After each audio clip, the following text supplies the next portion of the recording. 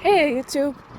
I know my uploads are still pretty sparse. I'm still looking into, everything that's, because I'm kind of out of depth with my subject matter here.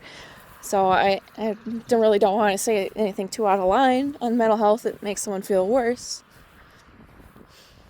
But I figured today I'd just reflect about some things that I've casually seen, and I want to know if, I'm not seeing what you're seeing. That's okay. You have a different experience. That's fine. It's just how it is. I'm not saying that this is necessarily you personally. But I think one thing that I've been seeing lately is, the male loneliness epidemic. And I know I'm going to get a lot of flaming or something. And people just exiting out disinterestedly because they hear a girl talking about it. But if you're really interested in, like, hey, well, what do you think you're doing? Who do you think you are to talk about this? I understand I don't have the full picture, but I think there's just part of the picture that maybe people don't need to be feeling that pain. And just based off of just one little story I'd like to share while I'm on a walk. And so the male loneliness epidemic, I'm not denying it exists, but I do wonder if some of the people claiming it are fooling themselves. Because, I think of people who can't get in a relationship. I think people in prison, people who are trapped,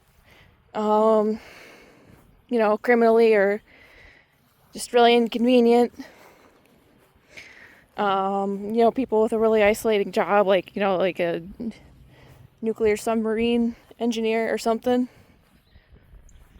And not a lot of the people who remind me of, like, for example, one guy I talked to back in college. We were just two of the people in a big group of people who hung out in the cafeteria between classes. He was a popular enough guy, had a lot of friends, threw a lot of parties. I never went, I wasn't really that close to him.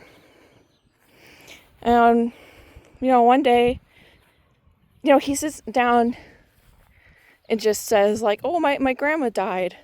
And I'm like, well, damn, that sucks. Sounds like you were really close to her.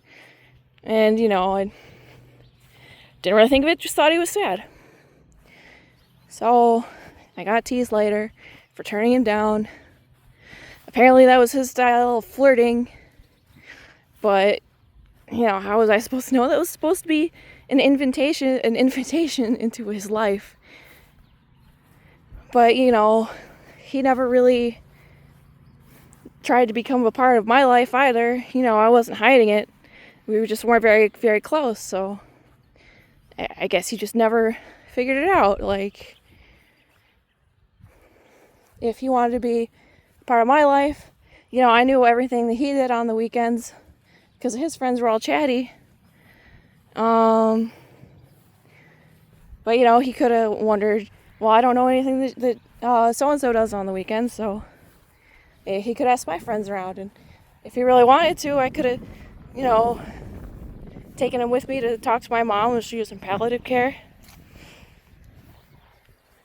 But, he just never expressed interest in anything like that.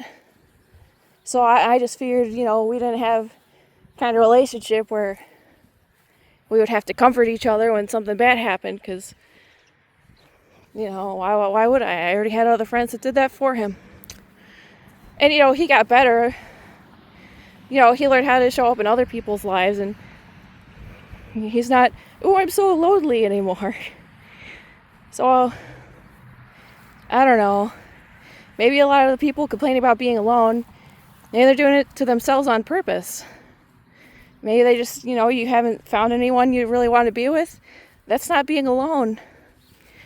That is a privilege. Back in the old days, you just had to shack up with whoever and hope it worked out. And a lot of times it didn't. So now that you have the choice, that's good. I don't know. Again, might be totally out of line for saying that. Sorry. Just wondering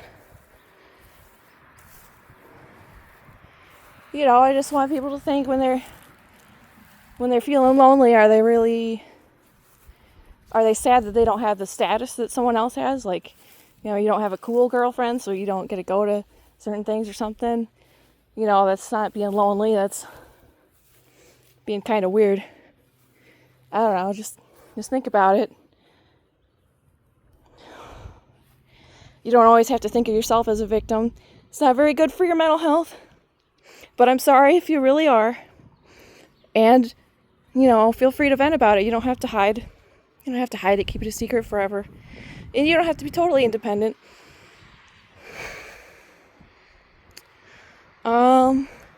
But yeah, with the weather getting nicer, I hope to be recording more of these, and I'll definitely try to be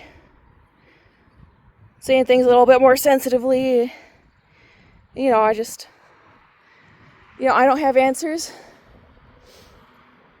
And I'm just, I feel super alienated from the troubleshooting process.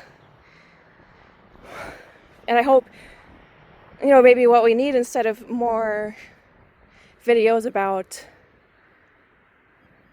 the answers of what to do, we have more videos about what it's like to troubleshoot your own mental health, you know?